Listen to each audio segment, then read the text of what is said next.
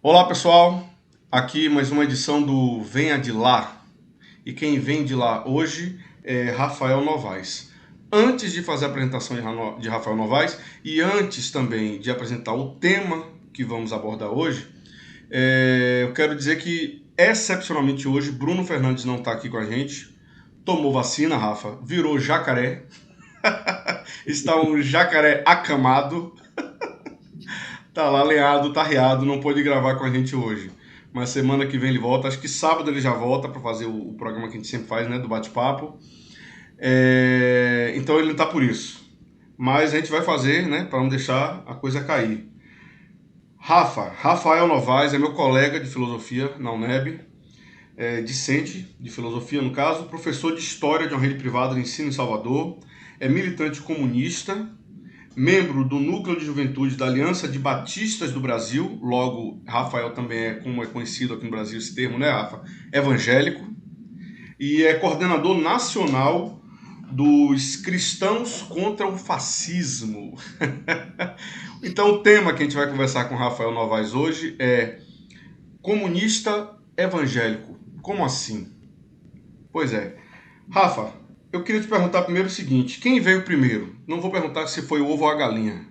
Vou te perguntar quem veio primeiro, a política ou a religião? Como é que cada uma chegou para você, a política e a religião? Bom, primeiro foi a religião, né? Quando eu era muito pequeno, como todos, quando você tem pais católicos, né? Os pais acabam te obrigando a você ser batizado sem você ter consciência do que está acontecendo ainda.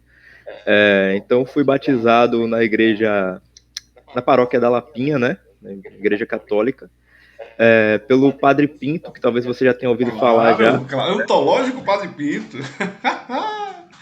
Padre Pinto que acabou sendo expulso da Igreja Católica no ano de 2006, então por esse motivo eu acabei não concluindo minha catequese. Quando eu era muito pequeno, eu tinha em torno de 9, 10 anos por aí.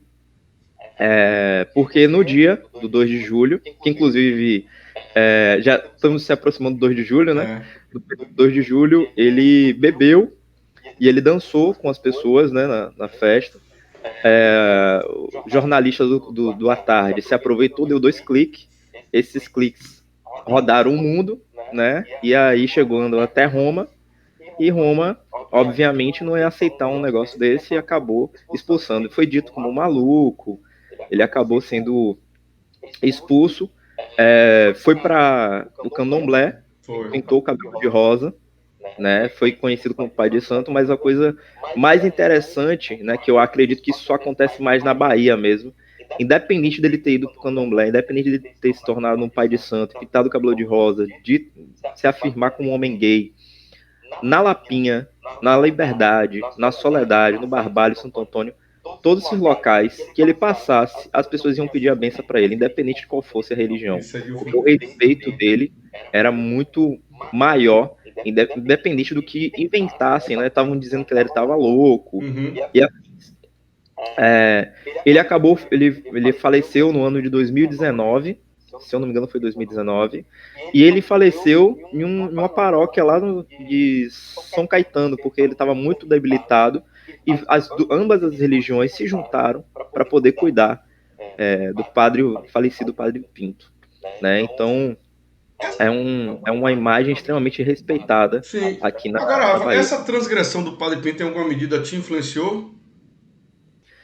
Acredito que não, não. Não? Mas hoje eu tenho orgulho de ter sido batizado pelo Padre Pinto, Sim. né? Porque o Padre Pinto ficou conhecido como o padre que canta é do Oxum, e eu já vou chegar lá porque isso daí me influenciou de certa medida. Aí depois dos 9, 10 anos, né, quando acabei saindo da igreja, eu não tinha muita noção das coisas ainda, era uma criança, né? Uhum. Fui chegando na adolescência, e na adolescência pela primeira vez há 11 anos atrás, hoje eu estou com 24 anos, há 11 anos atrás, eu tive contato com o Grêmio Estudantil. O contato com o Grêmio Estudantil foi essencial para a minha entrada no meio político. Ainda também não tinha muitas noções das coisas, mas comecei a caminhar. Aquela noção, como todo bom adolescente, que a gente acaba pegando conceitos de coisas que a gente acaba pesquisando na internet e se afirmando como tal.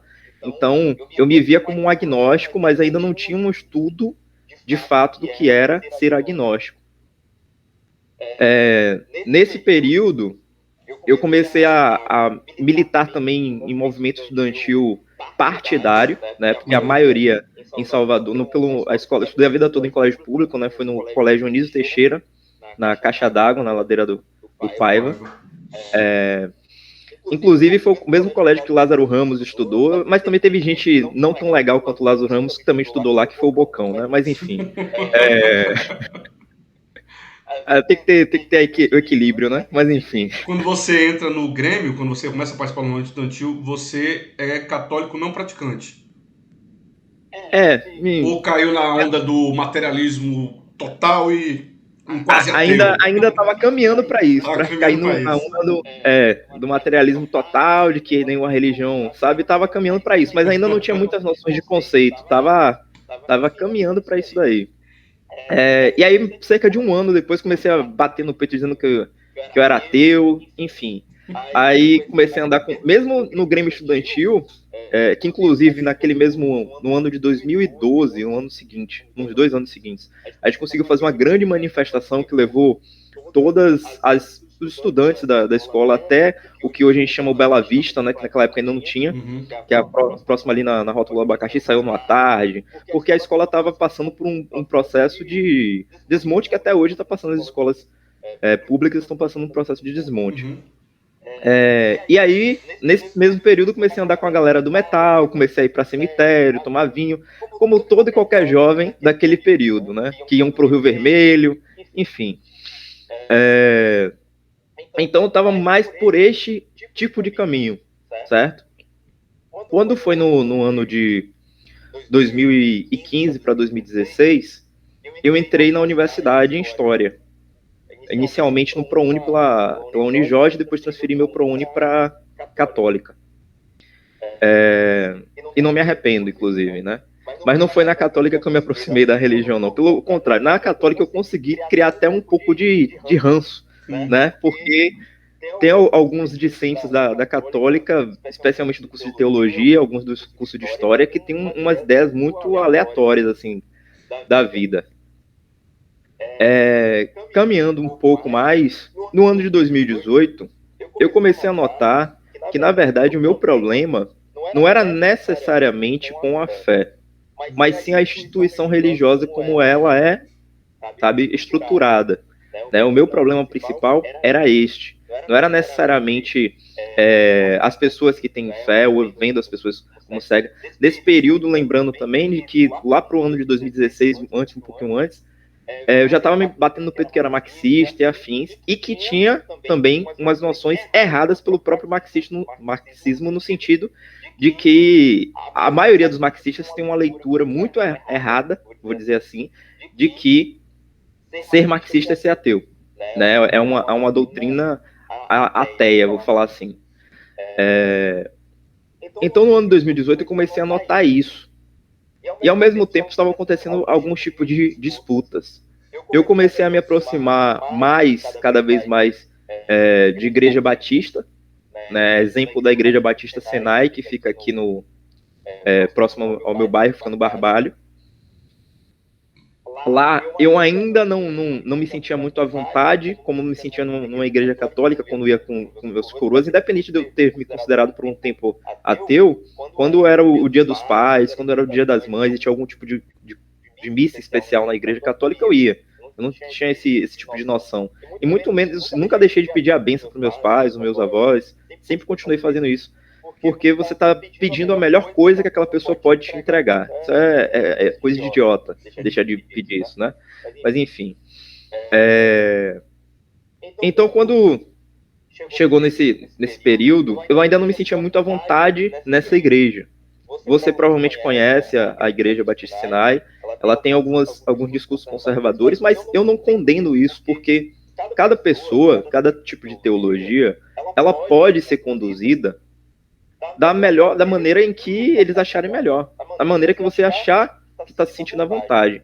O único problema é quando essa condução você fere o direito da outra pessoa de ir e vir. Se você está ferindo isso daí, isso já deixa de ser uma liberdade de expressão sua, e sim um método de opressão para o outro. O que faz você ficar à vontade? O que é que faz você ficar à vontade de passar a fazer parte de uma igreja protestante evangélica e não dar continuidade à sua relação com a Igreja Católica? É aquele ranço típico de quem estuda história e toma um ranço da Igreja Católica, que é uma instituição gigantesca?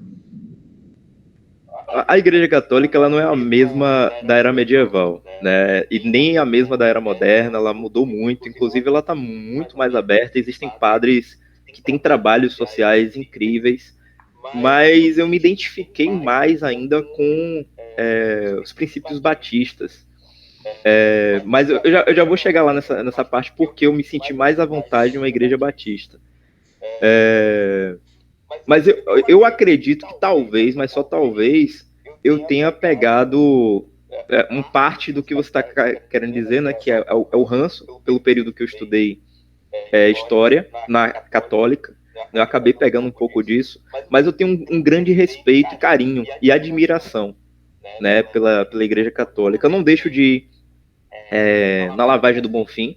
Se eu puder, se eu estiver de folga no dia, eu vou, entendeu? Eu não deixo de fazer esse tipo de coisa, porque é uma festa muito bonita, que representa muitas coisas. Inclusive, a igreja que eu faço parte hoje, que eu já estou chegando nela já, a gente tem festividades juninas, que a maioria das igrejas protestantes tem preconceito com as festividades juninas, né?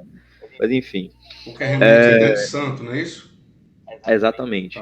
No ano de 2019, incrivelmente, a gente entra em filosofia. Geralmente a pessoa entra com religião e sai sem religião, né? Eu entrei no ano de 2018, né, no mesmo ano que eu já estava começando a frequentar, vou botar entre aspas, a Igreja Batista Senai. E aí no ano de 2019, eu tive contato com uma matéria que foi o suficiente para desconstruir as ideias, e um professor também, que foi o suficiente para desconstruir as ideias que eu tinha, extremamente preconceituosa, com a era medieval da filosofia. Porque a gente entra no curso de filosofia na era medieval, a gente pensa que a era medieval não produziu nada, que foi uma era das trevas, porque aquela ideia pós-iluminista, né, que é inventada para que a gente continue reproduzindo isso daí. Mas os caras produziram muita coisa, e teve coisas que não teve nenhum outro período que chegou nesse patamar, né? Que foi com o professor Luciano, que você já teve contato, né? É o professor que é responsável, para quem não conhece, ele é o professor da UNEB, ele é responsável pelo mestrado, doutorado em Educação e Contemporaneidade na UNEB, e ele é um cara que tem um grande respeito, é uma coisa que nós, na nossa futura profissão, falta de fazer, né? Eu acredito que não é somente pela galera que é niilista ou afins, mas falta um grande respeito pela tradição, ou pela, como é que eu posso dizer, a influência que tal filósofo trouxe para a humanidade. E Luciano consegue fazer isso de uma forma incrível, ele respeita mesmo. Então já comecei a matéria de medieval já com o pé atrás, mesmo sabendo que todo mundo falava bem de Luciano e tal, eu falei, não, deve ter alguma coisa errada aí.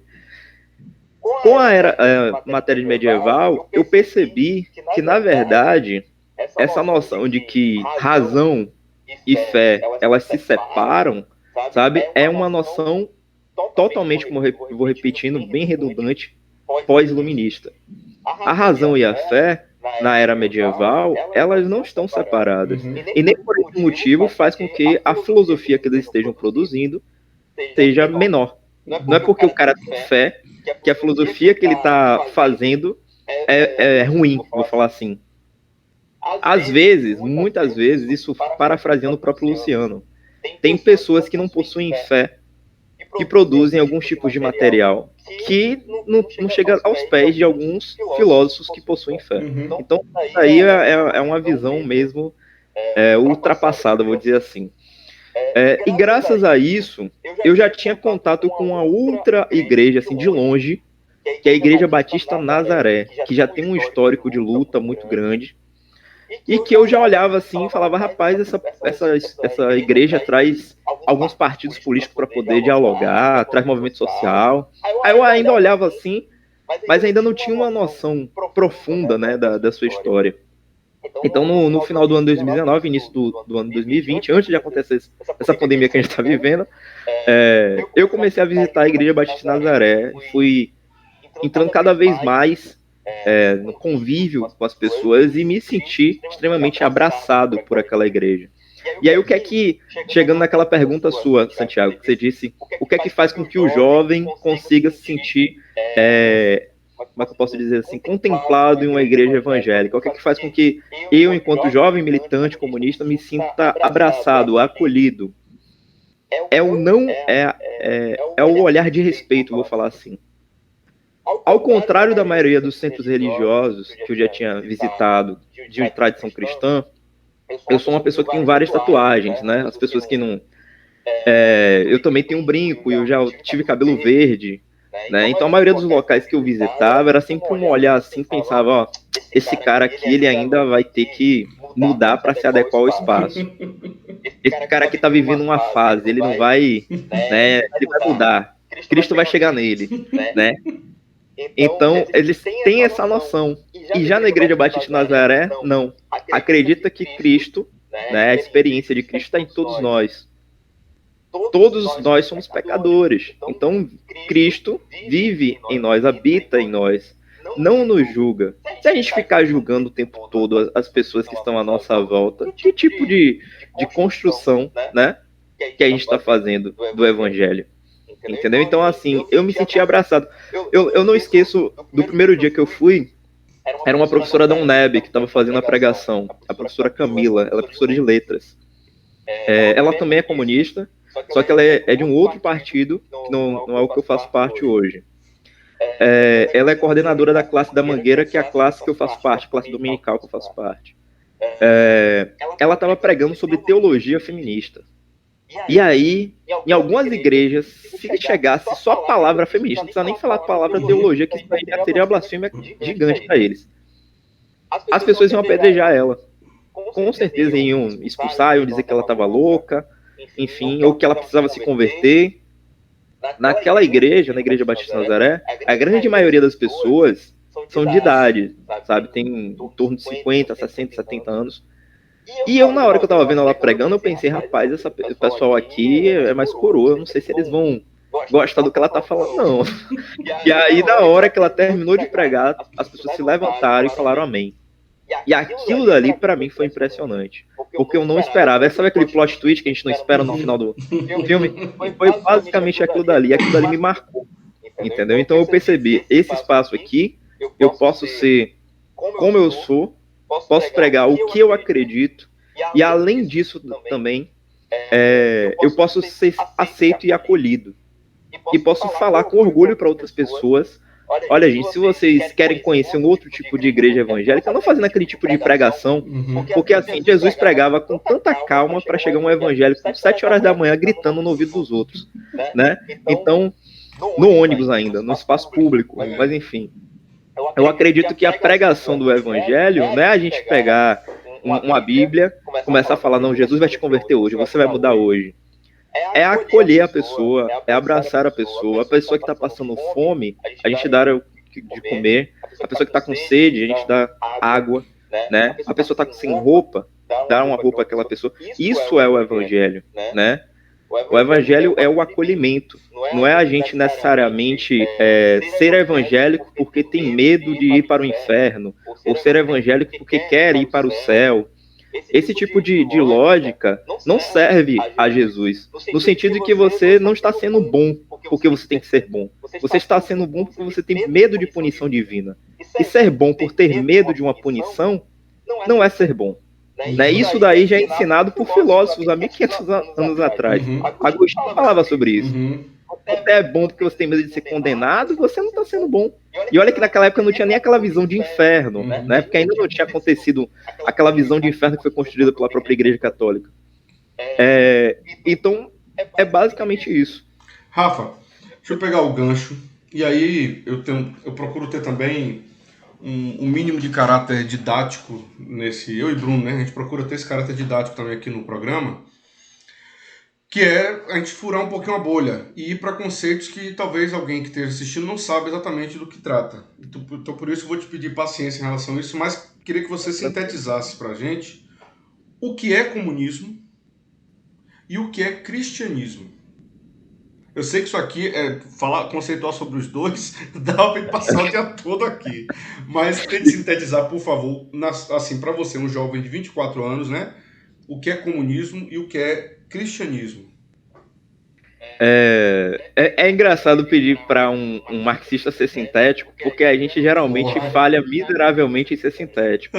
Mas assim, eu tô aprendendo a fazer isso justamente dando aula, entendeu? Porque eu dou aula para meninos de 14, 15 anos, tem alguns que têm 12 anos, então eu tenho que ser sintético, né, em alguns aspectos. A gente tem que ser simples sem ser simplista. Então, assim, primeiro, falando do comunismo, né?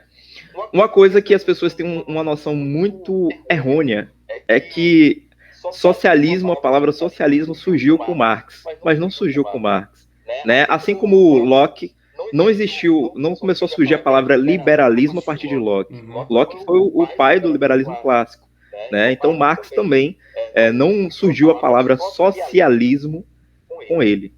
Existiam já alguns teóricos e alguns intelectuais da época, um pouco antes de Marx, na Revolução Industrial, que falavam sobre socialismo, mas era uma lógica socialismo libertário. O que seria isso? Hoje a gente chamaria de anarquismo, né? Tanto é que o conceito ele é fluido, né? Ele acaba sendo alterado no decorrer do tempo. Esses socialistas libertários, eles acreditavam que a sociedade burguesa era uma sociedade extremamente predatória. Eles não acreditavam que a gente deveria tomar os meios de produção, algo do tipo. Acreditavam que deveria derrubar o Estado mesmo, derrubar a burguesia e viver a partir da premissa do que o próprio Rousseau, anos atrás, décadas atrás, falava que o homem é bom por natureza. Então eles acreditavam que a sociedade burguesa estava corrompendo o ser humano. No momento que a sociedade burguesa caísse, o ser humano ia existir um processo de autogestão, ele seria bom por natureza, então ele poderia agir em sociedade sem se tornar um completo caos.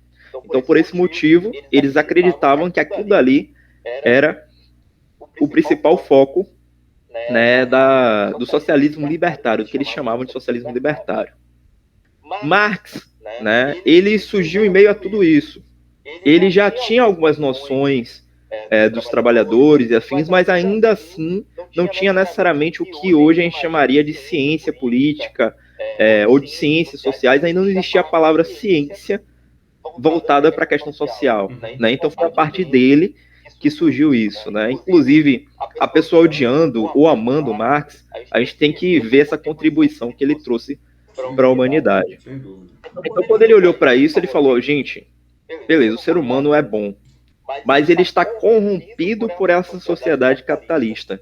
A gente não pode necessariamente acabar com o Estado burguês e, de vez, a gente acreditar que o ser humano vai agir de forma plena, sem necessariamente passar por um processo educativo, um processo estrutural, né, e de disputa, porque o capitalismo está no mundo todo. A gente não vai conseguir derrubar todos os estados capitalistas no mundo, né, simplesmente porque a classe trabalhadora vai acordar e vai fazer isso, entendeu? Então a gente precisa necessariamente de uma ciência política, a gente precisa necessariamente de uma estruturação nova, né? E o que ele chamou de socialismo científico. Esse socialismo científico seria necessariamente uma etapa pós-capitalismo. Marx acreditava que a sociedade capitalista era uma sociedade muito jovem. E até hoje é uma sociedade jovem. O que a gente pode dizer enquanto capitalismo no Brasil mesmo? Tem o quê? Uns 80, 90 anos atrás. Antes disso, não era uma sociedade capitalista. Passava por outros aspectos no Brasil, por exemplo. Então ele acreditava que o socialismo seria uma etapa pós-capitalista, onde a sociedade, não, o proletariado, o povo, tomaria os meios de produção, porque tomaria consciência de que é explorado, né? E que no momento que tomasse esses meios de produção, teria um processo de emancipação desse povo. A partir disso, começaria uma estruturação de um novo Estado, onde esse Estado lutaria para destruir as estruturas capitalistas que ainda estariam presentes nele. E como é que seriam essa luta? Exemplo, a educação. A educação, eu vou citar um cara que eu gosto de pesquisar pra caramba, que é o Paulo Freire. A educação que a gente passa hoje, ela é mercadológica, certo? Então, vai naquele processo bancário, é porque deu um retorno agora, foi por isso que eu repeti. Um processo bancário, de depositar o conhecimento no aluno, certo? Então, uma das primeiras coisas que teria que acontecer é a mudança dessa educação, uma nova educação, certo? Uma nova maneira de se trazer condições para que o indivíduo possa construir uma educação crítica e afins. Então, estou dando exemplo, só um exemplo, tá? De maneira sintética, do que seria uma destruição de uma das estruturas capitalistas. E aí, nesse processo, uma sociedade socialista, ela teria um Estado com que a maioria das pessoas considera um Estado forte, né, vou falar assim, um Estado grande, onde existiriam comitês, onde esses comitês as pessoas decidiriam como essa sociedade deveria seguir, certo? Então, as pessoas têm muito a noção de que, só seria uma pessoa mandando. Essa pessoa é uma figura representativa, certo? E essa noção de que a gente pensa assim, meu Deus, uma pessoa mandando por tanto tempo, é uma noção da sociedade especificamente ocidental, de uma democracia, que é a democracia que estamos inseridos hoje, democracia burguesa, onde pensa tudo imediatamente. A gente nunca pensa para um projeto de nação daqui a 10 anos, daqui a 15 anos, daqui a 20 anos, daqui a 50 anos. A gente sempre pensa num projeto de nação para hoje. Não, a gente tem que acabar, o dólar tem que diminuir hoje. Entendeu? É um exemplo. As coisas têm que abaixar o preço hoje, a educação tem que mudar hoje. As pessoas pensam sempre de uma maneira imediata. É uma noção ocidental. E por que eu digo que é uma noção ocidental? Porque os asiáticos, até mesmo no capitalismo, numa sociedade capitalista, eles não pensam em projeto de nação de daqui a 4 anos, ou daqui a 3 anos. Eles estão pensando em projeto de nação daqui a 70, 50, 100 anos. É exemplo da Coreia do Sul, que é uma sociedade capitalista, que é uma sociedade liberal. E toda vez que me perguntam assim, meus próprios alunos me perguntam qual o maior exemplo de liberalismo no mundo, eu nunca vou dizer os Estados Unidos. Eu sempre vou afirmar Coreia do Sul. É degradante, tem pessoas passando fome, mas ainda assim, o que é caracterizado no papel de liberalismo, Coreia do Sul é o que mais segue de forma, vou botar assim, coerente, né, do que é considerado liberalismo. Então, os asiáticos, eles já têm uma noção de olhar para frente, não ficar naquela, eu tenho que olhar para agora, eu tô com fome agora, eu tenho que resolver hoje. Mas se você resolver hoje, e a colheita do amanhã, certo? Então a sociedade socialista é pensando, para ser pensada no futuro, certo? Não é uma coisa imediata, agora. É um processo desgastante. Assim como as sociedades capitalistas, nos seus começos, né, também não era uma coisa tranquila, uma coisa linda, né? Como a maioria dos liberais vem. Era uma coisa extremamente contraditória, que as pessoas passavam um processo degradante de fome, né? Os burgueses explorando extremamente a população. E aí o que seria o comunismo? O comunismo seria o processo utópico, porque seria uma sociedade, porque o socialismo já seria uma sociedade possível, certo? Já o comunismo seria uma sociedade que a gente luta pelo impossível, certo?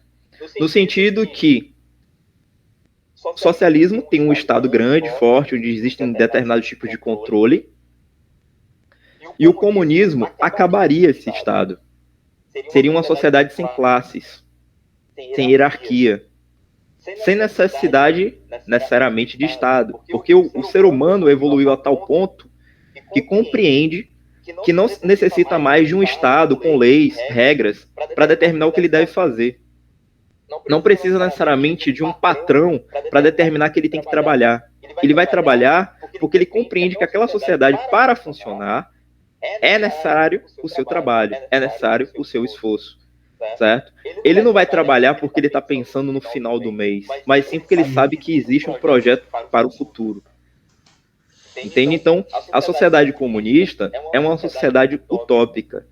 Ser comunista é ser utópico, é pensar em uma sociedade que não existe, uma sociedade, um mundo que ainda pode existir um dia.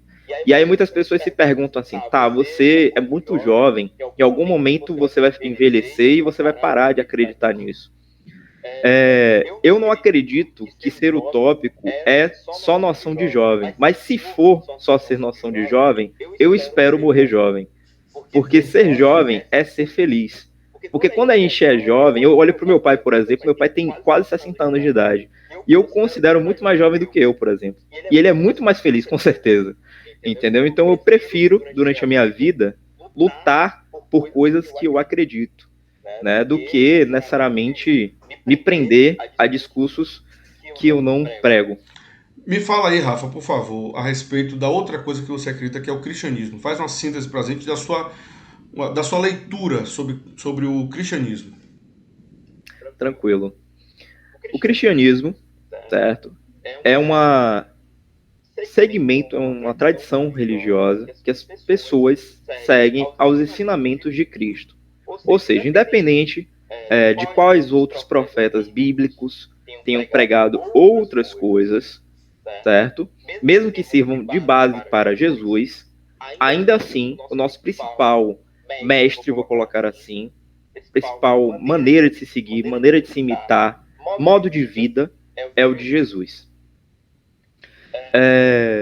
Eu queria, no caso, eu vou tentar fazer uma maneira sintética, relacionar com outro tema que eu estava falando anteriormente.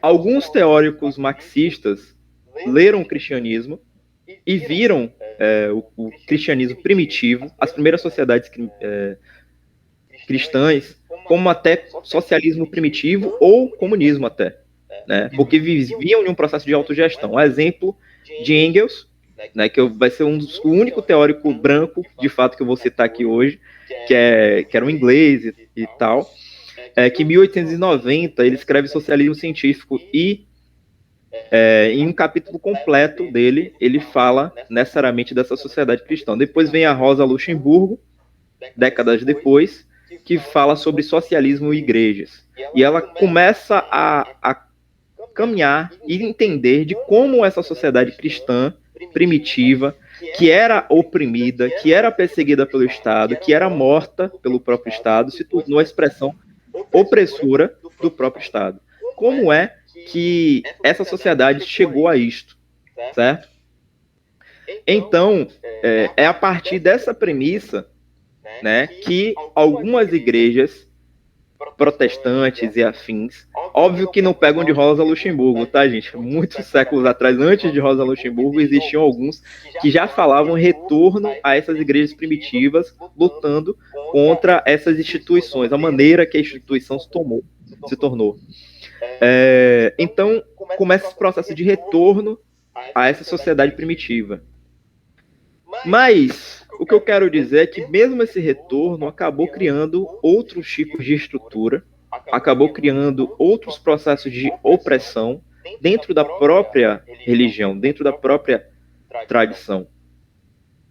E quando a gente olha para o cristianismo em si, eu sou tradicional, tenho o maior respeito pelos pentecostais, eu tenho respeito também por alguns neopentecostais, porque é difícil ter respeito pelos neopentecostais, e quando eu me refiro a isso, não os seguidores do neopentecostalismo, mas sim os pregadores, tá? Alguns pastores da Universal, mas teve alguns até que... Teve um pastor da Universal anteontem, que estava de madrugada, eu acho que ele pensou, não tem ninguém assistindo. Aí ele foi e falou, se você tem um copo de água aí, eu vou benzer ele.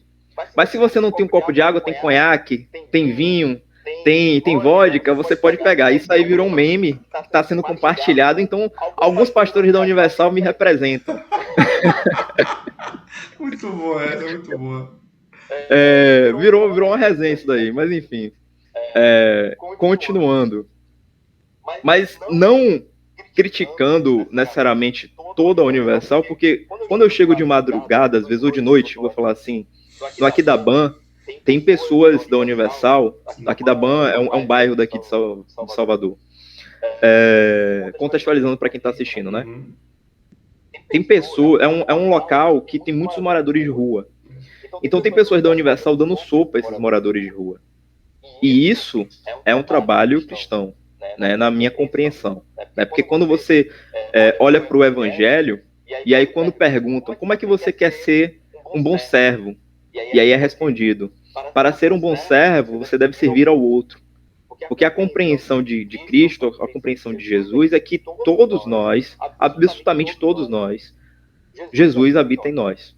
Especialmente das pessoas que estão excluídas, as pessoas que sentem fome, as pessoas que estão com frio. Especialmente essas pessoas, Jesus habita, certo? As pessoas que são oprimidas diariamente. Porque Jesus, ele não veio a partir do imperador. Jesus não veio a partir dos ricos, né? Ele veio a partir dos pobres. Toda e qualquer dúvida, quando a gente olha para o Evangelho, que a gente tenha sobre algumas questões e afins, na dúvida, sempre olhe para a pessoa que está com fome. Sempre a pessoa que está pobre, que está sendo excluída da sociedade de alguma maneira, que está impedida de ser o que ela pode ser, certo? Então, na minha compreensão, agora já uma coisa mais específica do tipo de teologia que eu sigo, tá? Porque aí algumas pessoas já vão discordar nessa parte aqui que eu vou chegar. Que é a teologia da libertação, a teologia da missão integral e outros tipos de... Até a da missão integral tem algumas noções de metafísicas e afins. Conceituando para algumas pessoas, metafísica é para além da física. E na filosofia e na teologia, para a maioria das pessoas e na maioria das tradições, Deus seria uma criatura ou um ser metafísico, né? Uma coisa que está para além da física. Só que na compreensão da teologia da libertação, onde compreende que o Jesus habita em todos nós, é uma experiência, né? Não é um ser metafísico, mas sim um ser que habita em nós, em cada um de nós. Tem um filósofo que eu gosto muito, que é o Søren Kierkegaard, que é um filósofo dinamarquês, que é o pai do existencialismo, pastor, que ele também afirmava algo assim. Muito antes de existir teologia da libertação, afins, e eu tenho algumas frases dele, que ele era bem irônico, ele era um socrático, né? Ele pegou Sócrates para bater e acabou se tornando socrático, assim como o próprio Nietzsche. Pegou Sócrates para bater e virou socrático. Tem algumas frases dele que eu gosto muito, que se encaixam até mesmo hoje.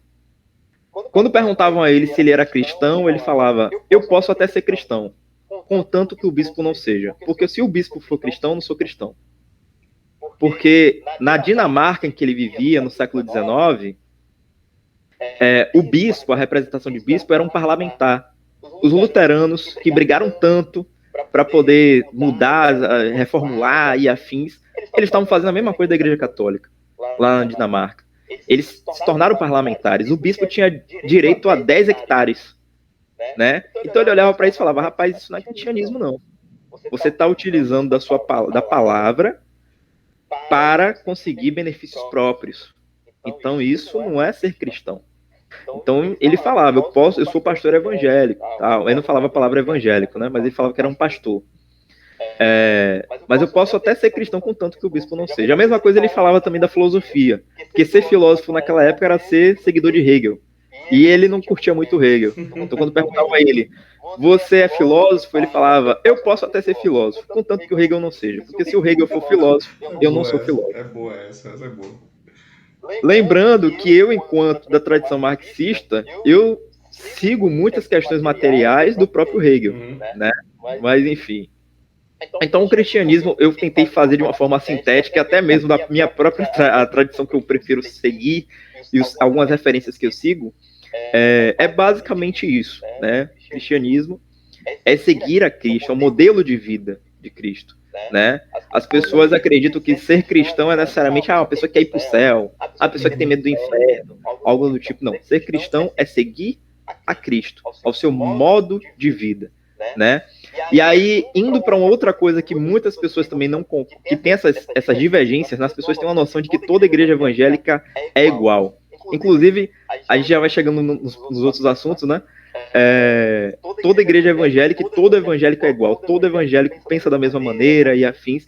A gente vai continuar perdendo não somente eleições, enquanto continuar sendo pregado isso daí, sendo passado por isso aí, inclusive por próprios militantes de esquerda. Muitos militantes de esquerda batem no peito, falam que são pessoas que fazem trabalho de base, mas não dialogam necessariamente com o povo evangélico. E quando fazem isso, acabam caindo na redundância. Por quê? Aquele evangélico, ele também é trabalhador. Aquele evangélico, ele também é negro, ele também é periférico, né? Então, essa pessoa não merece seu trabalho de base, essa pessoa não merece seu diálogo, porque ele é evangélico, ele vai pensar da mesma maneira, ele vai seguir o pastor. Muitas igrejas evangélicas, até mesmo as mais, assim, afirmando mais para o pentecostalismo, né? Nem todos seguem tudo que o pastor está falando, porque se fosse assim, se fosse dessa maneira, existiria não somente 150 deputados da bancada evangélica, existiriam 500 deputados da bancada evangélica, né? Porque seria muito simples, o pastor ia falar, não, a gente vai seguir tal coisa, e pronto, acabou. Vai ser isso. Deixa eu te perguntar uma coisa, Rafa, em cima disso aí. Como é para você, é um desafio para você ser evangélico num momento tão terrível em que a gente tem na presidência da República um sujeito com evidentes motivações anticristãs e que teve apoio significativo da comunidade evangélica.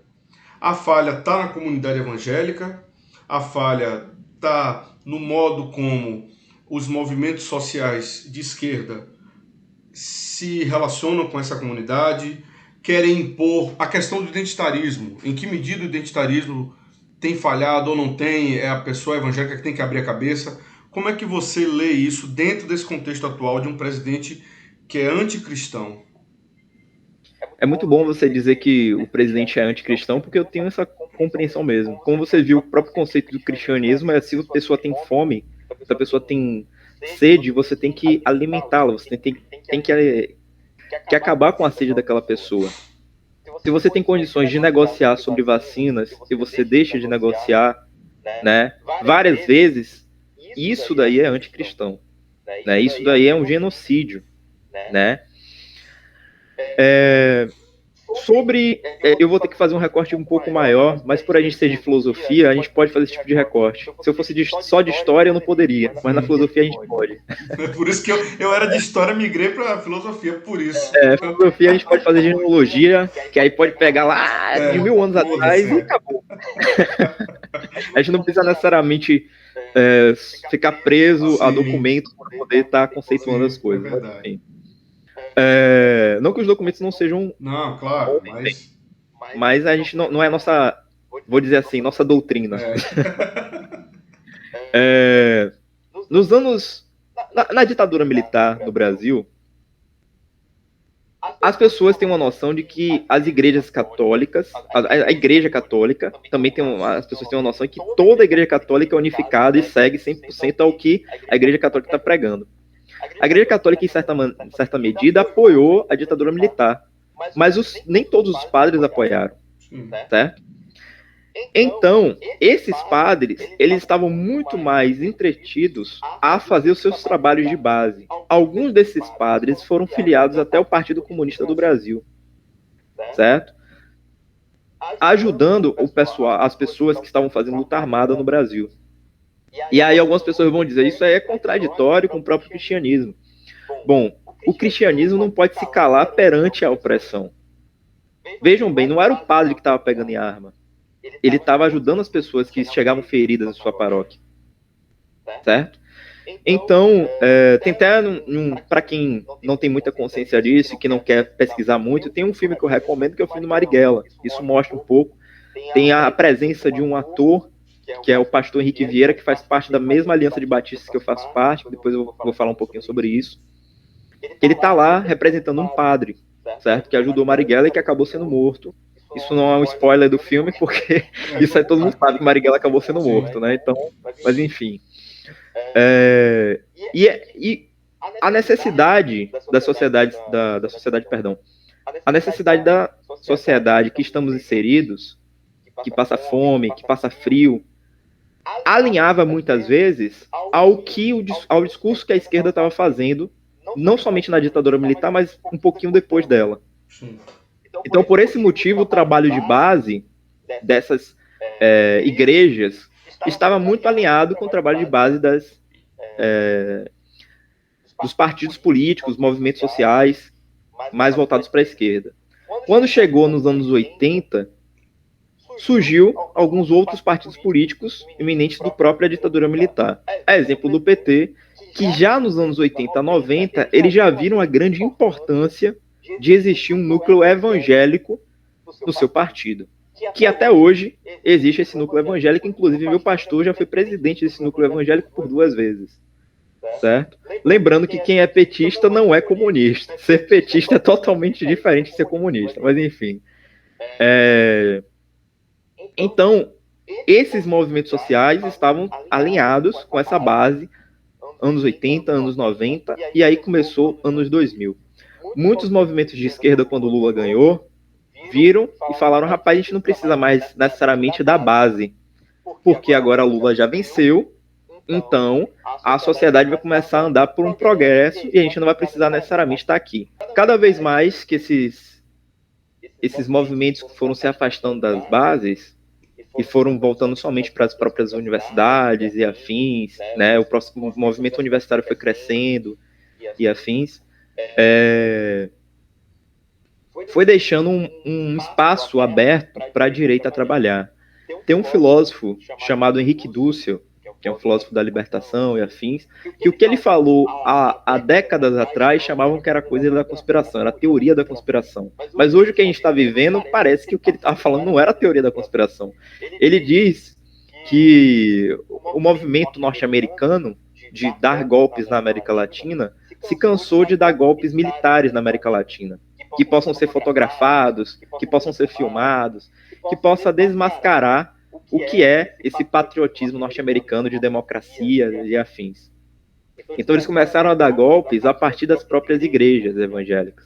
Tanto é que existe um movimento muito grande, né, que investe muito dinheiro todos os anos, chamado Descende, que eles trazem esses movimentos de missões para a América Latina, para povoar de suas igrejas. E aí ele começa a relacionar as igrejas neopentecostais como as suas principais, mas também tem esse outro movimento chamado Worship, que é essas igrejas que se vestem de preto, que permite a pessoa usar brinco, botar cabelo rosa, mas não pode ser gay, não pode transar antes do casamento, né? Então, enfim, né? Esse movimento vem necessariamente para disputar especificamente os jovens, porque eles entendem que os jovens são necessários para dar continuidade a esses, vou colocar assim, golpes na América Latina. E aí, quando a gente vai olhar, eles falam que eles são apartidários e afins. Uma coisa que é interessante, no ano de 2017 foi o primeiro ano que o Descende esteve aqui, como eu posso dizer assim, eles já estavam antes, desde 2015, 2014, mas eles fizeram grandes shows abertos ao público, para a comunidade evangélica, lotando estádios, certo? E eles chamaram Bolsonaro e Damares no ano de 2017. E eles falam que eles são apartidários. E no ano de 2019, eles chamaram novamente Bolsonaro e Damares. Então, assim, eu não tenho nenhum problema que a pessoa seja partidária ou que o movimento seja partidário, contanto que seja coerente. Se você é partidário, você não deve chamar um presidente da República que tem tendências, né, conservadoras para estar no palco do seu evento. Muito menos antes, um ano antes da candidatura dele à presidência. Eles fizeram isso antes da candidatura e depois da candidatura. E ele foi aplaudido e aclamado nesses estádios. Os estádios lotaram, 140 mil jovens lá, né? Quando você olhava de perto, era um monte de gente de cabelo colorido e tal, mas quando você ouvia a fala, era extremamente conservadora, porque essas pessoas já são fomentadas a ter necessariamente um projeto de vida, né, que Deus está fazendo um plano para você. Eu acho muito engraçado esse negócio de falar Deus está fazendo um plano para você, porque eu penso que Deus não é uma empresa, sabe? Não é um plano da Oi, não é a internet, não é a TV a cabo, vai fazer um plano para você. Na minha compreensão, essa noção de colocar Deus sempre como um plano, um projeto e afins, é um tipo de teologia, e me desculpem as pessoas que seguem esse tipo de teologia, meio que infantilizada, no sentido que a gente acaba perdendo a nossa autonomia, certo? De que nós estamos no controle das nossas decisões e depositamos o controle das nossas decisões para Deus. Certo? E isso contradiz o próprio Evangelho. Isso contradiz até o mesmo Velho Testamento, que diz que Deus deu o livre-arbítrio para nós, para a gente fazer as coisas ruins e as coisas boas. No Velho Testamento é completo de pessoas fazendo coisas ruins e coisas boas. Como é que Deus está no comando de tudo isso? Entendeu? Então, Deus não está no controle de tudo, Deus está no meio de nós. Agora vamos para... Isso não é só frase minha, isso não é uma frase minha, isso é frase de um padre de São Paulo, né, que faz um trabalho social incrível, que inclusive ficam chamando ele de comunista. Ele não é comunista, ele é cristão. Pode parecer impressionante para vocês que seguem o cristianismo, que um padre se preocupa com pessoas que moram na rua, mas isso não é ser comunista, é ser cristão, certo? Repartir o pão não é necessariamente um conceito comunista. Comunista é disputar a padaria. Repartir o pão é ser cristão, certo? Agora vamos para a questão identitária. Minha igreja, a igreja que eu faço parte, há mais de 46 anos, batiza gays. Foi a primeira igreja batista do Brasil, não, perdão, a segunda igreja batista do Brasil e uma das primeiras do Nordeste a fazer diálogo interreligioso. A gente, no ano passado, recebeu até uma medalha da Câmara de Vereadores por sua contribuição, não somente pelo diálogo interreligioso, mas também pela luta que foi feita contra a ditadura militar no Brasil, certo? Então, assim, sobre essa questão de negar a identidade do outro, isso é anti-evangelho, é anticristão. Você não permitir que o outro tenha a sua liberdade de expressão, porque você está dizendo que Deus tem um plano para você, que Deus tem um projeto para você, e você, de certa medida, oprime e diz que aquela pessoa tem que se adequar ao que você segue, isso é ser anticristão.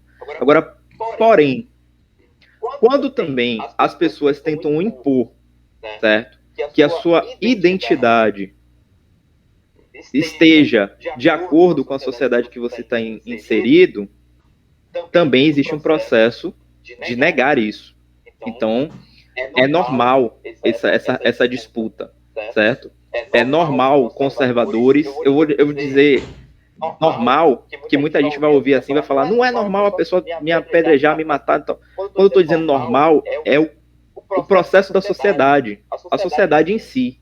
Se a gente for estudar história, a gente vai ver que sempre existem essas noções de que a sociedade tem que mudar, a sociedade não tem que mudar, a sociedade tem que ser desse jeito. Então, isso é normal, esses conflitos, certo? Em algum momento, esses conflitos, eles não são mais o foco.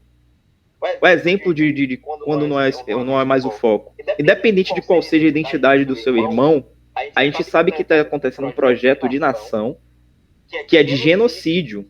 Quando a gente fala projeto de nação, é necessariamente genocídio esse projeto que está acontecendo no Brasil, de privatizar. Então, existe um mal maior.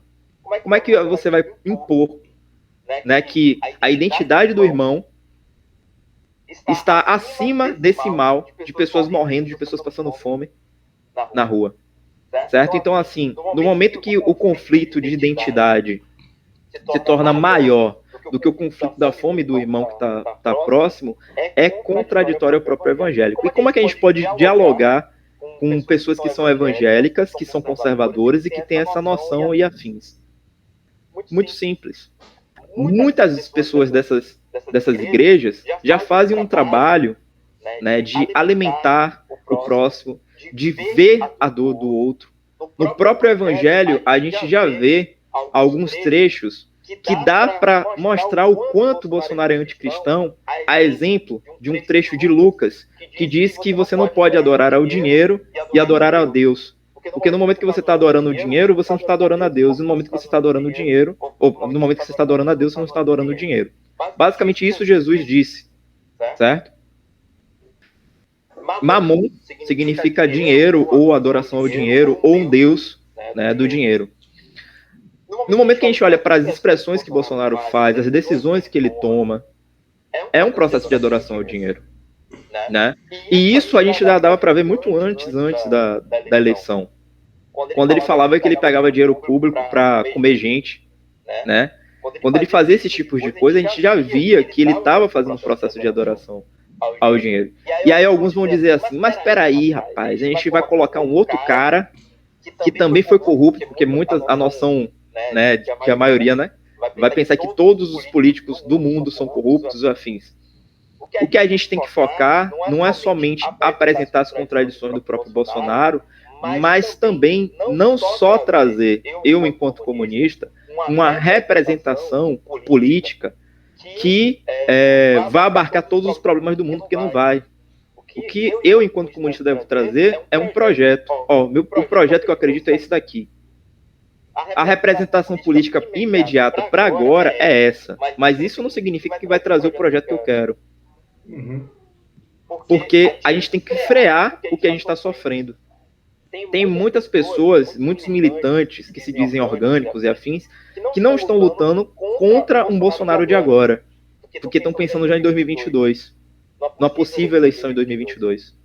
A gente tem que lutar contra Bolsonaro agora. A gente não pode fazer nosso trabalho somente no ano de eleição. A gente não pode colocar somente nossa identidade no ano de eleição. A gente não pode trazer nossa identidade somente em períodos festivos. A gente tem que trazer a nossa identidade. Eu, quando falo em identidade, me refiro a eu enquanto comunista. Todo santo dia. O diálogo tem que ser diário. E não somente quando se Lula vencer ou se outro candidato de esquerda vencer. Tem que continuar o diálogo também quando acontecer isso. Porque se a gente perder o diálogo, se a gente perder essa noção, a gente vai estar deixando que a direita trabalhe novamente. A gente vai estar perdendo não somente outras eleições, mas futuras gerações.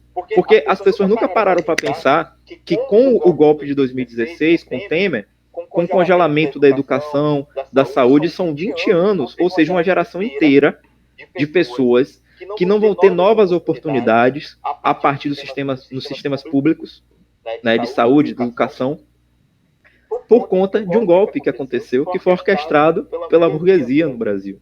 Obviamente que essa burguesia encontrou espaço para poder trabalhar no governo Lula e no governo Dilma.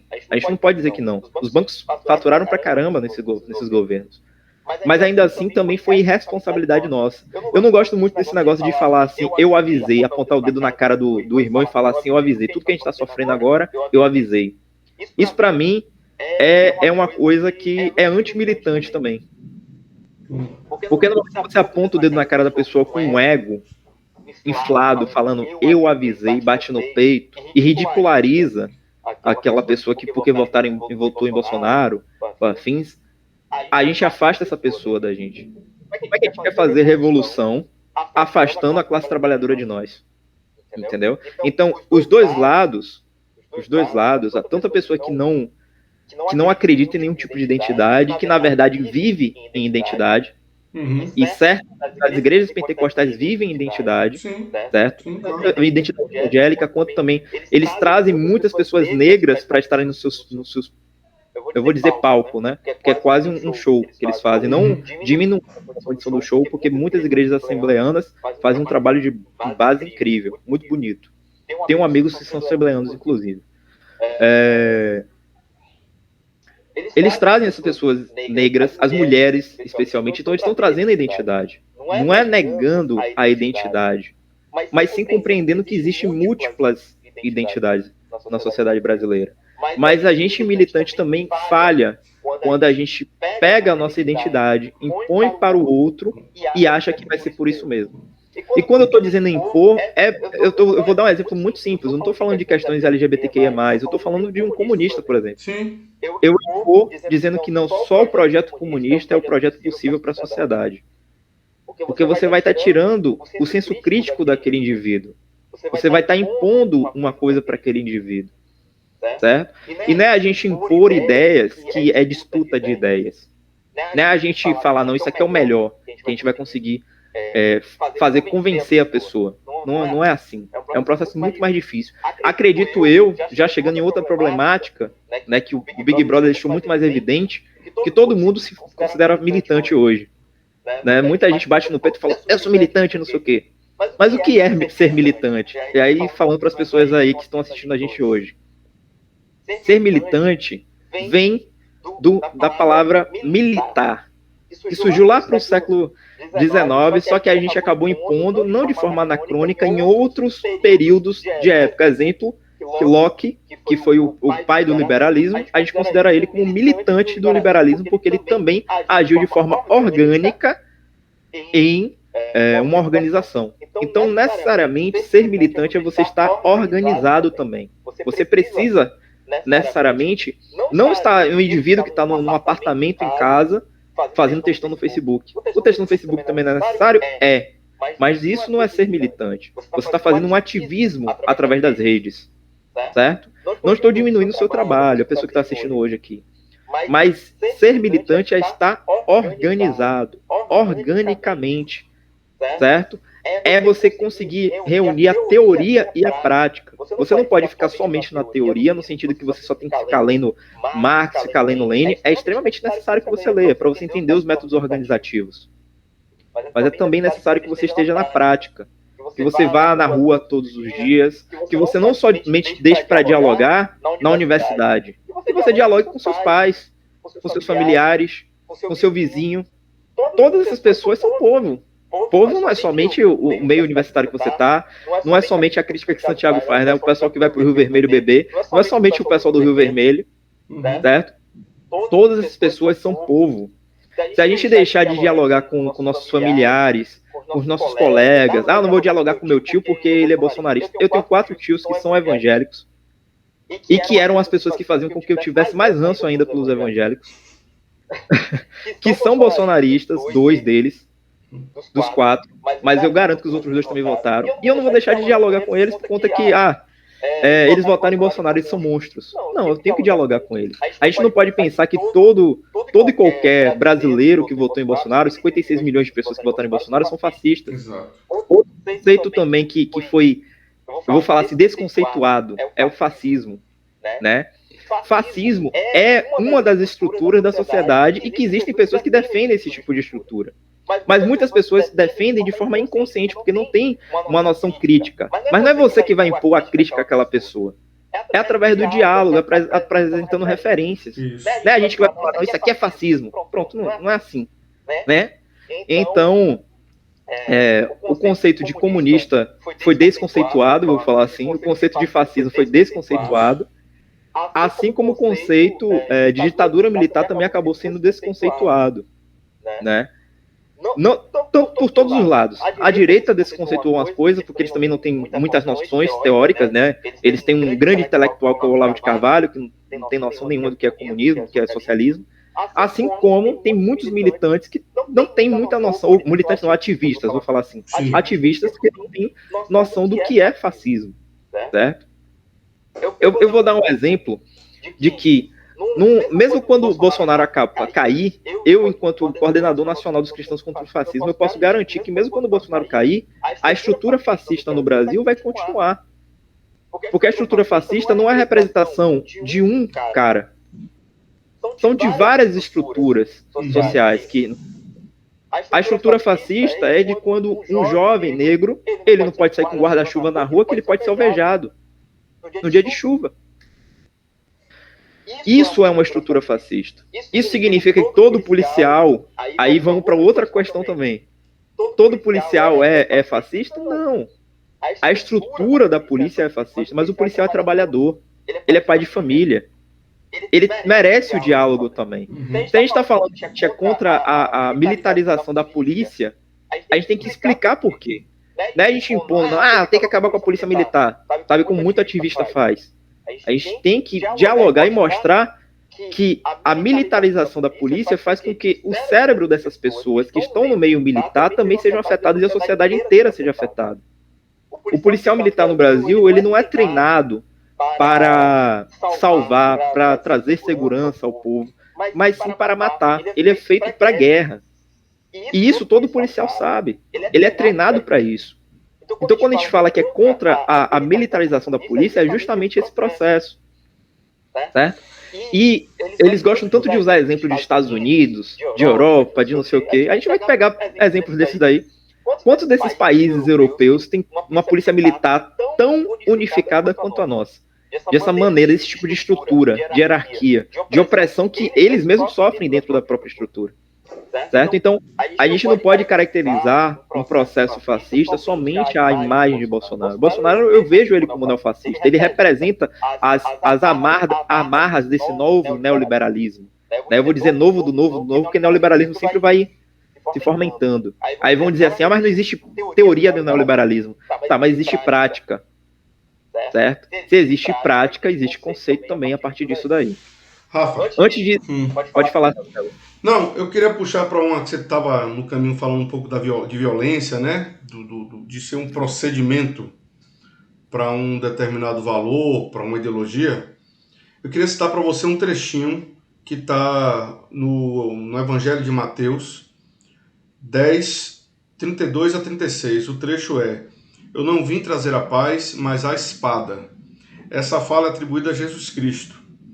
Se a gente pega essa fala, eu posso, Rafa, residir nessa fala a aproximação entre comunismo e cristianismo no que diz respeito ao uso da violência ou à inevitabilidade da violência em nome de uma causa, seja do comunismo ou seja do cristianismo? Então, eu acredito que o modo de vida que Jesus colocou para nós, né, é pacífico. Toda vez que me perguntam assim, Jesus seria comunista, eu falo que não. Jesus não seria alinhado a nenhum tipo de ideologia imperfeita de nós, criado por nós seres humanos imperfeitos, certo? Não seria alinhado a nenhum desse tipo de ideologia. E como é que eu digo com toda a propriedade de que Jesus não seria a favor da violência, mesmo num processo de emancipação? Quando Jesus foi preso, Pedro foi lá e cortou a orelha de um soldado. Jesus disse não, Pedro. Pegou a orelha, colocou novamente e curou a orelha do soldado. Jesus poderia ter muito bem falado com várias pessoas que ele curou e falado, eu não quero que essa prisão que está acontecendo comigo, essa forma que o Estado está agindo comigo, essa forma que o Estado está me perseguindo, me está me condenando, eu quero que aconteça. Certo? Então, eu não acredito que esse tipo de diálogo aconteça a partir de Jesus. Jesus é um modo de vida, é uma maneira de se inspirar, como nós devemos agir no nosso dia a dia. E aí muitas pessoas vão falar assim, então é contraditório você ser comunista e ser evangélico? Eu acredito que não. Porque a partir daquilo dali, nós somos imitadores de Cristo, certo? Mas nem sempre, moralmente falando, vamos seguir tudo ao que Cristo está falando. Principalmente, especialmente, na sociedade que a gente está inserido hoje. Uma sociedade opressora, que tem determinado tipo de estrutura. Se Jesus voltasse hoje, não seria diferente, ele seria condenado. E mesmo assim, ele não mandaria que as pessoas se levantassem e cortassem os soldados. Ele seria condenado de novo. Morreria de novo por nós. Certo? Na verdade, Jesus morre todos os dias, né? Na periferia do Brasil. Já no meu caso, eu, enquanto comunista, pegaria em armas. Eu acredito nesse tipo de revolução. Não acredito que Jesus pegaria em arma. Não acredito que Jesus mataria um outro, um semelhante. Porque o semelhante seria ele também. No momento que ele estivesse ferindo um servo, ele estaria se ferindo. Ele estaria se matando. Onde existe vida, existe evangelho. Certo? Então, eu não acredito nessa tipo de... Mesmo na teologia da libertação, que todo mundo gosta de dizer que é a teologia marxista, né? Porque pega algumas coisas da tradição marxista, mesmo na teologia da libertação, não aponta Jesus como um profeta, um Messias, que estava pregando uma emancipação através da luta armada. Certo? Nós, seres humanos, a partir da nossa liberdade, que vamos fazer esse tipo de coisa. E uma coisa que eu quero deixar muito aberta, certo? Muito explícita. Ali no fundo está aparecendo até o Mao Tse Tung aqui. Não é necessariamente só o marxista que faz a revolução. É o trabalhador, é o camponês. Não é o camponês que lê Marx. É o camponês que está sendo oprimido todo dia. É o trabalhador que está sendo oprimido todo dia. Mao falava sobre isso. A gente precisa estar reforçando a teoria, a gente precisa estar reforçando a prática, Mas no final, quem vai fazer revolução não vai ser necessariamente somente os marxistas que vão levantar e vão... todo mundo vai ser marxista na sociedade. Não. Vai ser o trabalhador, no geral, certo? Isso vai ser contra a ética cristã, em algum momento, no momento de uma revolução, matando pessoas? Em alguns aspectos, sim. Mas a sociedade que a gente vive, no geral, é totalmente anticristã. Então, um ponto em que você não entra em acordo é talvez, e óbvio que eu estou fazendo aqui até como uma provocação, para ouvir o que você tem a dizer. Não é no sentido irônico da provocação, é provocação no sentido de puxar de você uma resposta. Você então também não entra naquele jogo em que o Cristo se diz o que ele fala: dá a Deus o que é de Deus, dá a César o que é de César. Não, também não entro nesse jogo, entendeu? Quer dizer, você está na mesma trincheira o que eu chamo do crush de Caetano Veloso, o Jones Manuel, seu companheiro lá. Você está na trincheira dele, que ele acredita também na violência como uma ferramenta para a revolução. A violência, ela só é... Eu vou parafrasear um professor da gente, inclusive, Alan. A violência só é aceitável quando é um processo de emancipação. Exemplo de quando um escravo tinha o senhor de engenho e o escravo se libertava e matava o senhor de engenho. Isso é um processo que é aceitável na moralidade da sociedade que a gente está inserido hoje. Então, a violência só é aceitável a partir desse processo. A gente não deve comparar também a violência que o opressor faz com o oprimido com o processo de emancipação que o oprimido faz com o opressor. Certo? Então, a violência só é aceitável a partir disso. Então, é por esse motivo que eu digo, Jesus não seria comunista. Né?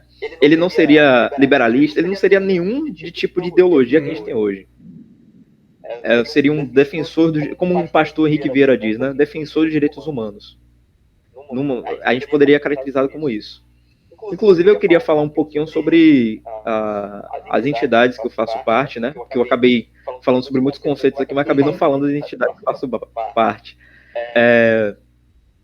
Como eu falei anteriormente, a igreja que eu faço parte acabou sendo perseguida e até mesmo expulsa da Convenção de Batistas nos anos 70 a 80, por conta de... Eles diziam que era por conta do diálogo interreligioso, mas é óbvio que a gente sabe que era o batismo de gays e a luta contra a ditadura militar, né?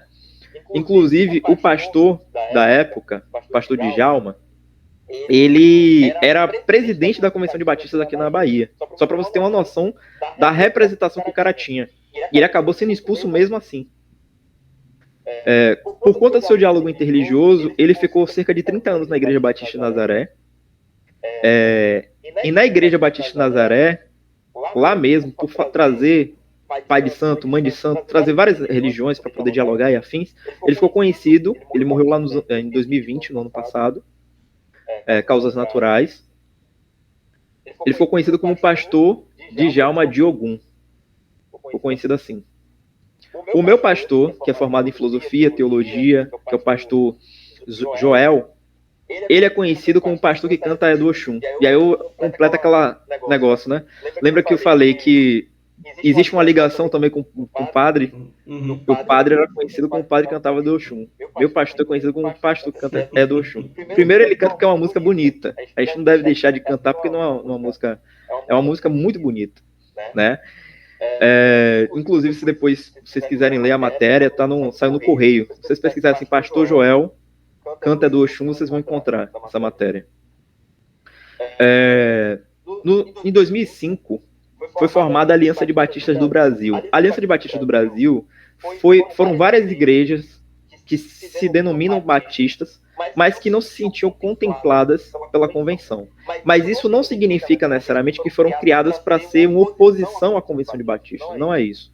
Mas sim para ampliar o horizonte batista. Um horizonte que a gente não conseguia encontrar dentro da convenção, certo?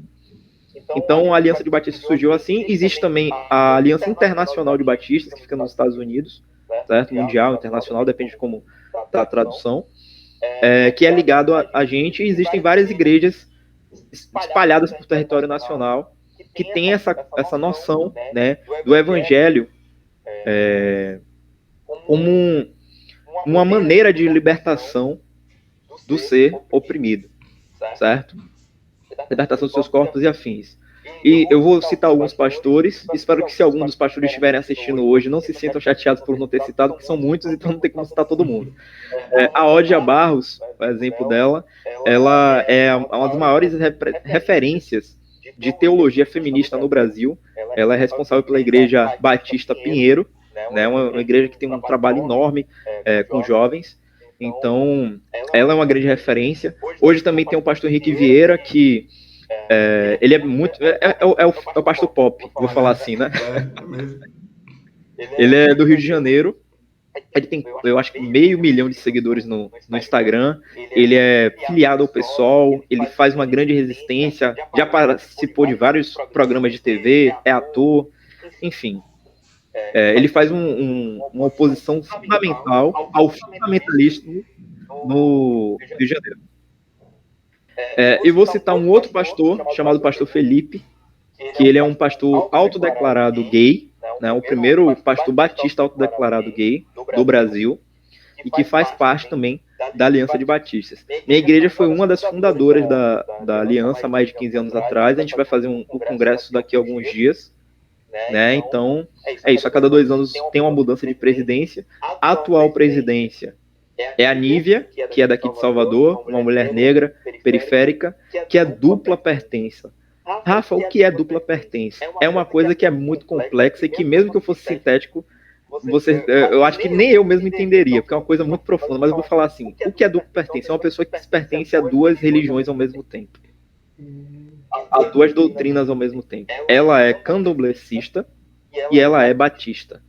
Ela segue as 2 religiões. Contato que eu quero entrevistar ela também. Ela segue as 2 religiões. Porra! Que é a Nívia. Ela é a atual presidente da Aliança de Batistas do Brasil. Continuando. O outro movimento que eu faço parte, que é os Cristãos contra o Fascismo, surgiu em 2018. Já existiam movimentos cristãos e evangélicos que defendiam a democracia, que já faziam um trabalho de base excelente, mas a gente precisava de um movimento que falasse necessariamente que se posicionava contra o fascismo, que poderia estar crescente no Brasil, certo? Então, foram várias igrejas e movimentos que se reuniram para fazer o nascimento dos Cristãos contra o Fascismo no ano de 2018, certo? No ano de 2020, os Cristãos contra o Fascismo também fizeram algumas candidaturas. Foram cerca de 78 candidaturas, sendo que 2 acabaram vencendo. A exemplo da Duda, que é lá de Minas Gerais, que é uma mulher trans. Duda venceu. Ela é evangélica. Ela é evangélica. Não sabia. Ela faz parte dos Cristãos contra o Fascismo. Massa. Ela venceu lá em Minas Gerais, muito apertado, né, mas conseguiu vencer com 12 mil votos. Né? Só para você ter uma noção, Santiago, só os Cristãos contra o Fascismo teve mais voto do que alguns partidos políticos no Brasil. Só o movimento em si, né, porque mostrando que existe uma pluralidade de cristãos no Brasil. Não existe somente um movimento hegemônico no Brasil, certo? E aí alguns vão perguntar assim, mas espera aí, Rafa, vocês estão fazendo disputa contra o fascismo e afins, mas vocês também fazem candidaturas religiosas. O que é que diferencia da direita quando vocês fazem esse tipo de coisa? Então, o que nos diferencia é que a gente não usa nosso púlpito, a gente não usa nosso palco, a gente não usa nossa igreja como um local de pregação política. A gente faz nosso trabalho de base diariamente, mas isso não é feito somente para pensar em pretensões individualistas, certo? Então, os trabalhos de base dos Cristãos contra o Fascismo não é associado ao movimento social, não é financiado por grandes empresas ou afins. São os movimentos sociais mesmo que fazem, certo? Foi dessa maneira que a Duda venceu. Sim. Né? Ela não foi financiada por ninguém. Não foi a Avon que chegou e falou: vou financiar você porque está precisando de uma vereadora trans agora. Não foi assim, certo? Então, é nesse processo que diferencia, certo? E é exemplo da minha igreja também, que não dá para eu pregar, vou falar assim, uma candidatura, se eu quisesse fazer isso, Porque a minha igreja são várias pessoas que são partidárias e não apartidárias, e de diversos partidos. Minha igreja é um dos poucos espaços do Brasil que existe uma unidade à esquerda, entendeu? Vou falar assim. Porque existe gente do PT, existe do PCdoB, PCB, da UP, de vários partidos políticos. E nem por esse motivo existe disputa de tipo, eu quero me aparecer mais, eu quero... Não, não é assim. Entendeu? Hoje eu faço parte do núcleo de jovens da Aliança de Batistas do Brasil e que existem muitas outras figuras de vários outros partidos e de nenhum partido também, tem gente que é independente e que nem por esse motivo fica aquela disputa meio que infantilizada pela própria esquerda de ficar naquela disputa de quem é o protagonista político, certo? Então, isso também é um dos fatores que nos diferencia. Então, os cristãos contra o fascismo vai continuar fazendo disputas. É bem provável que em 2022 a gente vai fazer disputa. E alguns vão falar assim, mas para que incluir mais evangélicos no meio religioso, já que já existem tantas representações evangélicas? Porque, primeiro ponto, esses evangélicos que estão lá não nos representam quanto evangélicos nem como políticos. Aqueles caras que estão ali, eles não trazem nenhum tipo de representatividade para nós. E necessariamente quem é cristão contra o fascismo não vota só em cristão. Vota em candomblessista, vota em umbandista, não tem essa restrição, certo? De trazer somente uma noção representativa, certo? A gente apoiou, por exemplo, um sheik de São Paulo, que se candidatou pelo PSOL, que ele é muçulmano. A gente apoiou eles, entendeu? Então a gente não tem essa noção de que a gente só vai apoiar cristão. A gente tem uma organização que é plural, suprapartidária, ou seja, existem milhares de partidos e que também faz diálogo ecumênico. A gente não pode perder o horizonte ecumênico, porque o que nos une enquanto religiões é o amor, né? Esse é a coisa que existe em qualquer religião. Se você for perguntar até mesmo eu vou dar um exemplo muito mas enfim, muito específico, um satanista, por exemplo. Eles acreditam no amor. Sim. Quem nunca dialogou com um satanista não sabe disso. Certo? Eu tenho colegas que seguem a Satã e alguns vão falar assim, mas peraí, você é cristão, como é que você vai falar com eles? Eu tenho certeza que Jesus também falaria com eles. Sim. No momento que eu deixar de falar com uma pessoa porque ela é satanista, porque ela segue ao diabo, afins, eu não vou nem falar com eu ia fazer uma piada muito pesada agora, eu não ia falar nem com um bolsonarista, mas eu tô falando brincando. É uma brincadeirinha, viu, gente? Ô, Rafa, para fechar aqui, a última pergunta que eu quero te fazer é o seguinte. Falando alegoricamente, para você, então, é possível transformar o Manifesto Comunista num quinto evangelho ou é melhor deixar as coisas separadas? Eu acredito que é melhor deixar as coisas separadas. Não vejo o Manifesto Comunista como uma continuidade do Evangelho, certo? Apesar de que Marx também ele nunca negou de forma explícita a religião em si, ou a fé, no caso. Muitas pessoas têm uma interpretação muito errada quando ele diz que a religião é o ópio do povo, né? Quando ele diz que a religião é o ópio do povo, é necessariamente porque o ópio era uma droga no século XIX que as pessoas mais pobres utilizavam quando estavam com mais dor. Então a religião pode ser utilizada como isso. As pessoas quando estão sofrendo, quando sentem dor, elas se acolhem na religião. Então eu não vejo o Manifesto Comunista como uma continuidade do Evangelho. Eu não acredito que as coisas estão necessariamente tão separadas. Não me separa o Rafael comunista do Rafael evangélico. Eu acredito que eu estou até falando em terceira pessoa, ajo nas duas maneiras de forma ética, vou falar assim, certo? Eu sigo os princípios da melhor maneira que eu acredito, a melhor maneira que eu prego. Mas quando o companheiro Jones Manuel chamar para pegar em arma, aí você vai ter que... Aí vai ser meu princípio ético aí. Vai ter que segura a Bíblia aqui de lado e vamos pro pau. É isso, né, Rafa? Rafa, eu só tenho a te agradecer por ter participado aqui dessa conversa. Foi muito legal. Eu acho que vai ter uma repercussão massa aí. Muito obrigado mesmo por ter disponibilizado o seu tempo aí, que tá apertado como o meu tá aqui também, né? E muito obrigado mesmo. Muito legal a conversa. Gostei muito, Rafa. Valeu mesmo, viu? Eu quero agradecer muito ao convite, eu venho acompanhando o canal de vocês, tá um excelente trabalho, parabéns. Vocês estão fazendo um trabalho que muitas pessoas vão confundir. Alguns vão chamar vocês de comunistas, outros vão chamar vocês de liberais. Eu vejo vocês como intelectuais, no sentido que vocês vão trazer aquele discurso não, vou falar, aquela crítica de maneira didática, né? Nem necessariamente fazer de uma forma muito, como é que eu posso dizer assim, muito acadêmica, e ainda assim compreensível e palpável para qualquer pessoa. Isso é a coisa mais do que necessária. Poucas pessoas fazem isso no YouTube, né? As pessoas geralmente trazem posição política, e não é ruim trazer posição política, eu acho que é bom, mas é bom quando você bate no peito e fala que está trazendo posição política. Eu acho que o problema é quando você bate no peito dizendo que é partidário e no fundo você está trazendo posição política. Exemplo do MBL da vida aí e outros movimentos afins. Uma coisa que eu queria dizer as pessoas sempre perguntam se eu tenho medo de ser condenado pelas coisas que eu prego, pelas coisas que eu acredito. Eu não tenho medo de ser condenado, porque eu já sigo a um condenado. Eu já sigo a um preso político. Seguir a Jesus é seguir a um preso político.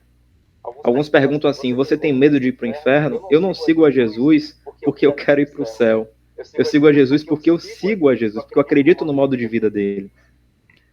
Ser bom, como eu falei anteriormente, por você ter medo de condenação divina, não é uma virtude.